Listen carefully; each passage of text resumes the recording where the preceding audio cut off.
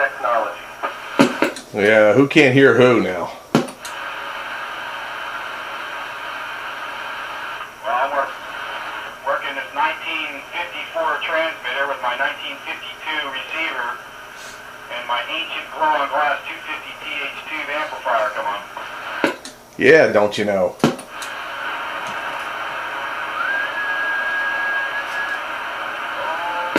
Who is it that can't hear us that we can hear them? 427 in Bluebell. It's got a high noise level apparently. Well, that's not surprising. Everywhere I drive around anymore has got a high noise level. Busy? I wouldn't know. I ain't got no mobile radio anymore. Yeah, it's not fun. It's definitely not fun. I mean, you know, you're driving through one area and you hear fine, and next thing you know, you're getting buzzing and static, and you know. Hey. That therein is part of the reason I don't bother with mobile radio anymore. One, there's usually nobody on when I'm in my mobile, and two, all you hear is noise anyhow. And you may get like one sentence or two sentences talking to somebody, and then they're swamped out by noise. Yeah, traffic lights are usually a problem, and there are those areas where the power lines are buzzing and making all kinds of noise, and you just can't seem to get away from it. You know, there are other areas where it's not bad, but it just seems like there are more and more areas where the buzzing is getting unbearably bad, and there doesn't seem to be any incentive to do anything about it. The buzzing and noise is so bad anymore, it takes out 50,000-watt broadcast stations. Yeah, I know. I listen in the morning to AM talk radio and all, and that's yeah. I go through areas where that gets swamped out, but I seem to have more problem on 11 meters and on heck, even 2 meters. Broadcast that I listen to, and every once in a while, depending on which FM broadcast you're listening to and where you're at, the noise will come through on and on them. Yeah, and that's just wrong on so many levels.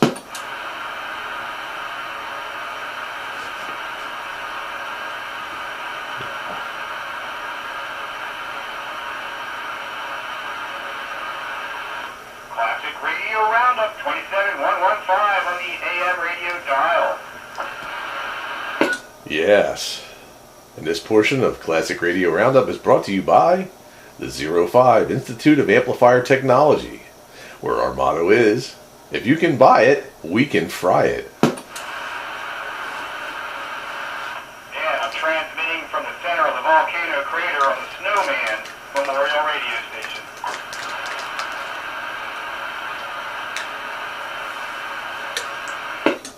Ah, yes, the Snowman Memorial Radio Station. That was definitely a legendary setup there. I would have liked to have heard a little bit more about its origins. I know Paul had filled in some details and where it was, but I would love to know who originally put it together, and you know, who built it up, and who built the amplifier, and you know. Because something like that back in the day, that was a monster.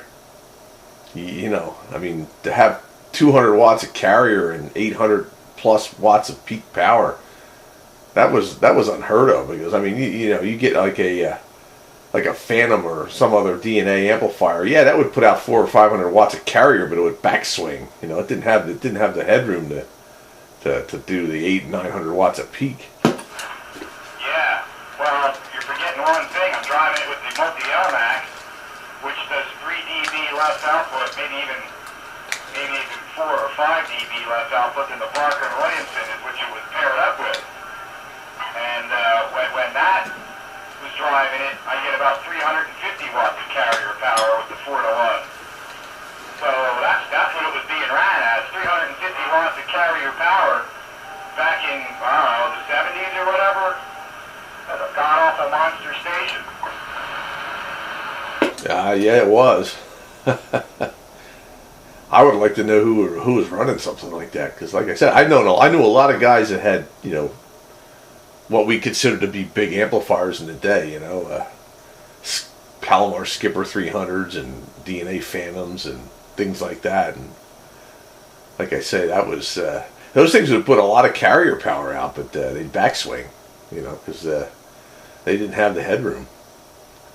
Yeah, they wouldn't do 1,500 watts.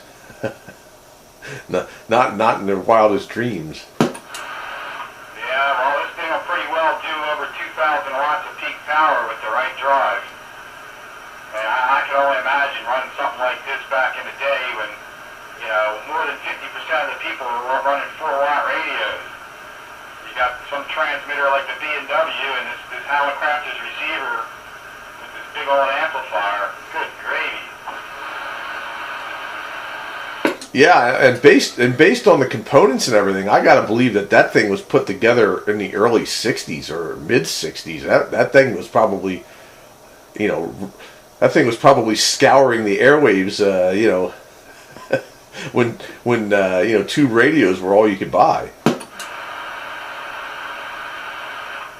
even buying the receiver surplus, I'm sure, was not cheap. You know, because it was, you know, if you're going mid-60s, it was only a little bit over 10 years old at the time, so I'm sure it wasn't cheap. Yeah, but I mean, that was, you know, 250 THs are old tubes. I think they were like 1950s vintage or something, or even earlier.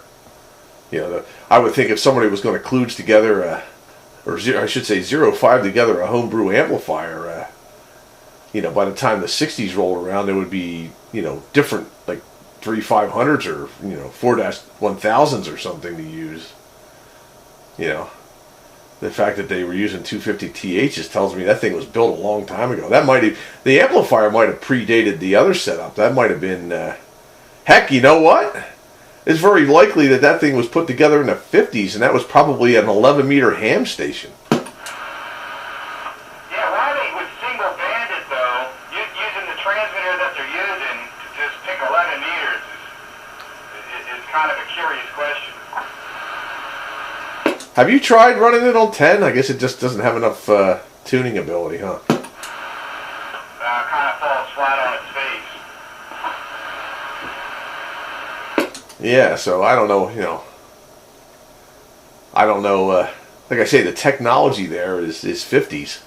That's all 50s technology, so I gotta wonder if that thing was assembled in the 50s and it was originally an 11 meter, you know, because before CB was created, it was 11 meters as a handband, and I gotta wonder if somebody put that together for 11 meter ham, and then somebody co-opted it later on for CB. I don't know, but like I say, I would love to know the origin of that.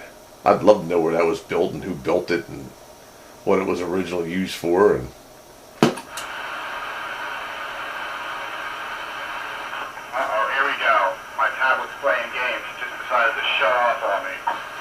oh no, I guess it's getting fragmented.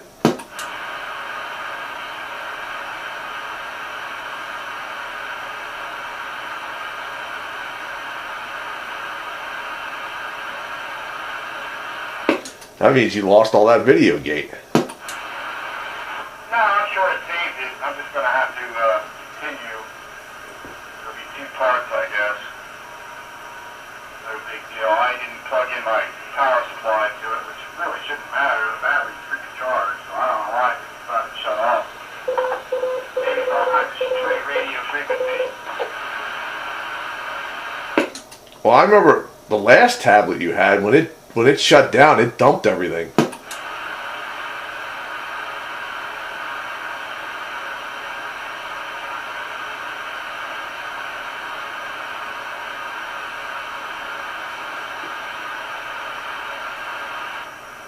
Where is everybody? Well, that depends on your definition of everybody.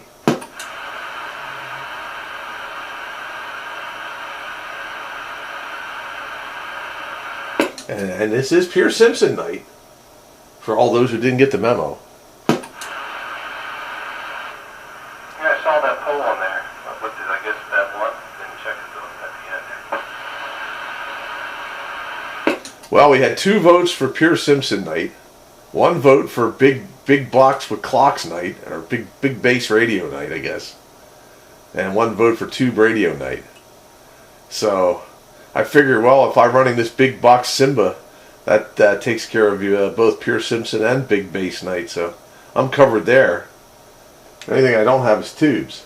Yeah, I gotta get my Simba out. I just need to do a mic connector adapter, and I have that out here. They're really nice unit and radio.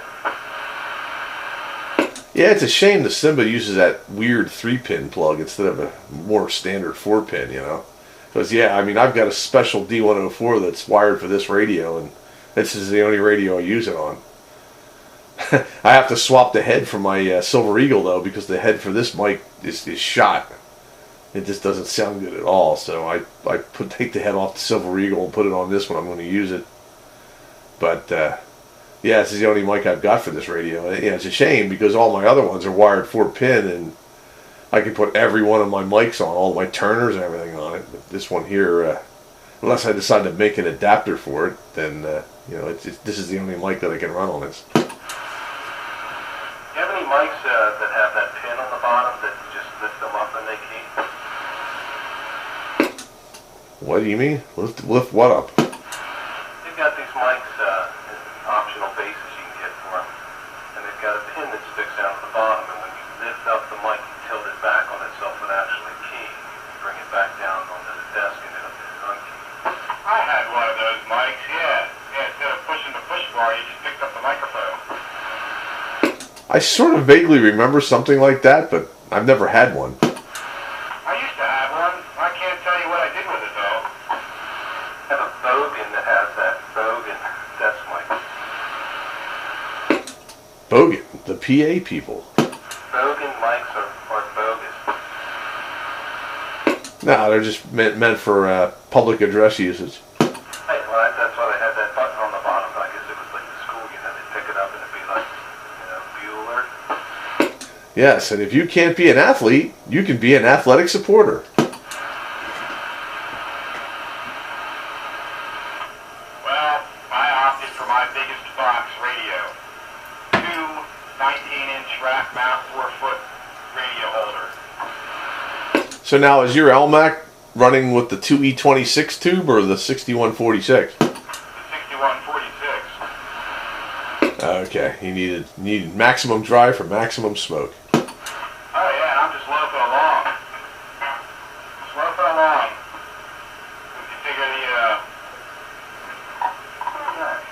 oh, that's a stupid fan. The fans want to slow down when I key up. I don't know why that is, because that's off of 12 volts, so that doesn't make much sense. But anyway, yeah, the 5100 uses a pair of 6146s, so I figure a single would, you know, be just fine. Yeah, that's half the power. The fans are slowing down. You might be, you know, dimming your 15 amp circuit there. Yeah. I think it's them brushless things. I don't know. I got little tiny, what are they, 1-inch or 2-inch fans blowing on the plate caps of the tubes. And when I key up, they slow down and stop, but I don't know why.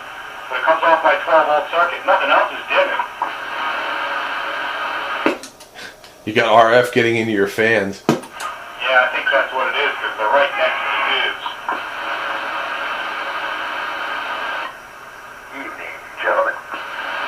Gentlemen, where? I work for a living. Yeah, don't insult me. Yeah,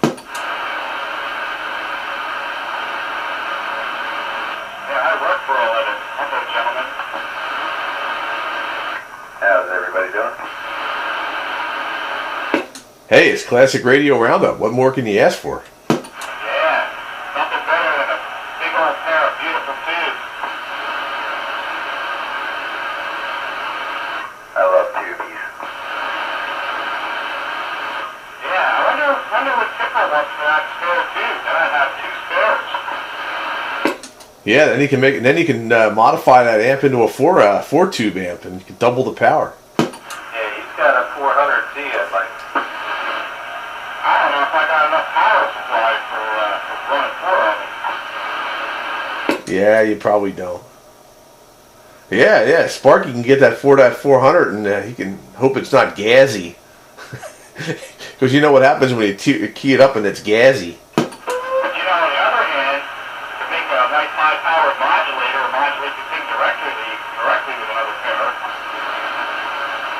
pair. Yeah, you could do that. Speaking of the gassy video, do you know he had over 37,000 views on that?